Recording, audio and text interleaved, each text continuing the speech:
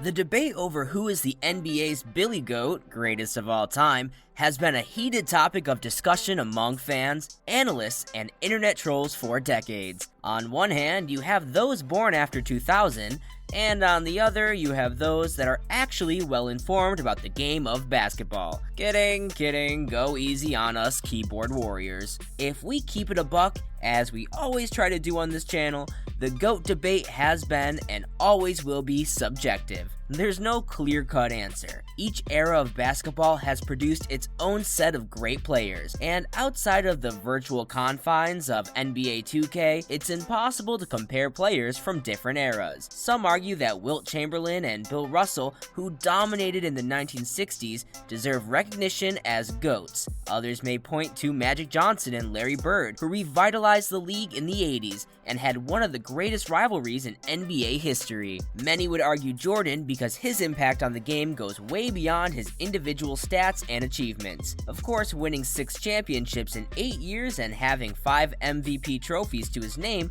doesn't hurt his case either. But what about Bron? With James now claiming the all-time scoring record, it seems that the timeless GOAT debate has been reinvigorated. Given the hot as a pizza pocket straight out of the microwave topic, we took it upon our not so highly capable selves to do a spicy examination of what breaking Kareem's scoring record really means, and what others who may be slightly more capable than us think about it. Men lie, women lie, stats can be deceiving. Now, I don't want to get too deep into stats because, let's face it, stats can be boring, but I will say this. LeBron's numbers are impressive. Like, really impressive. About to be top 10 in all-time games played, soon to be first in points, 4th in assists, 4 MVP awards, 4 championships, but also 2nd in field goals missed, 1st in turnovers, no all-defensive team appearances since 2014, and a 4-6 finals record.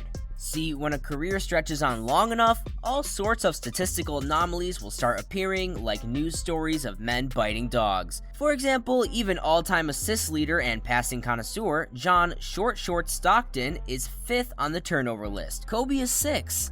Okay, that we can believe, but you get the point. Being top 10 in almost all statistical categories, don't think I've forgotten about rebounds, doesn't automatically elevate one to GOAT status. Context matters, and when we dive into how LeBron has racked up numbers higher than Dave Chappelle in Half Baked, the debate becomes a lot more interesting. It's all about the intangibles. Stats don't tell the whole story. See, LeBron's more than just a player who scores a lot of points. He's got all the intangibles to make him one of the best players to ever step on the court. He's got the size to play positions 1 through 4, the vision and discipline to ignore baddies sitting courtside and see plays develop before they happen, and the much ballyhooed, bet you can't spell that word with your 7th grade reading and writing skills, basketball IQ to make the right decision most of the time. James has also benefited tremendously from one often overlooked but critical factor. He's been the primary ball handler on all his teams. With the exception of the Eric Snowman Cavs team his first couple of years in the league, which both he and we would like to forget about, this is significant because no other top 10 all-time scorer has been the ball handler for their respective teams. Kobe is the lone exception, but even he did not typically bring the ball up, nor will we speak ill of the Black Mamba. Now, the reason for James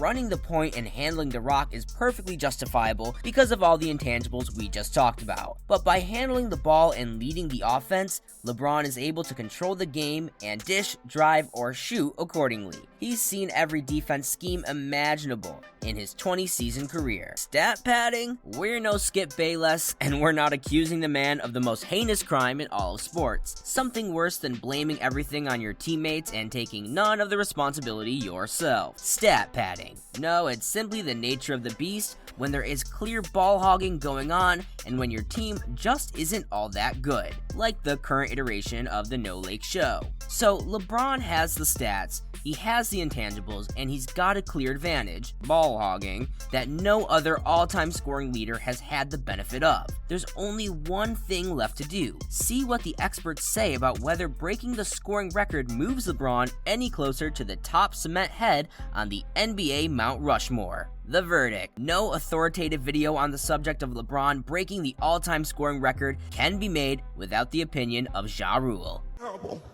Could somebody please Ja Rule get hold of this motherfucker so I can make sense of all this. Where is Ja?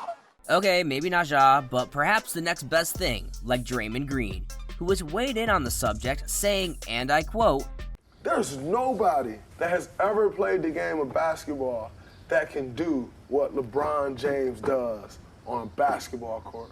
Nobody."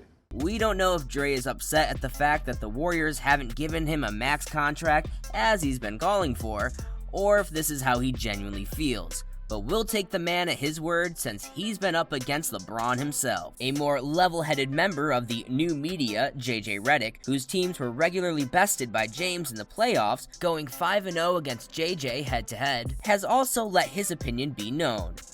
There's no history, there's no precedent of what he's doing right now at his age. So he thinks this LeBron guy is pretty decent too. One more, this time from one of the greatest Lakers and Starbucks franchise owners of all time, Magic Johnson.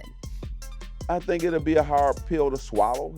Having LeBron break his scoring record. We knew we could count on Magic for some cold, hard honesty and a little bit of pot stirring. This brings us to the man, Kareem Abdul-Jabbar himself, and how he feels about the record he's held since 1984 falling. Speaking to media, he said, "When I broke Wilt Chamberlain's scoring record in 1984, the year LeBron was born, it bothered Wilt, who had a bit of a one-sided rivalry with me since I'd started doing so well in the NBA," he wrote. "I don't feel that way toward LeBron.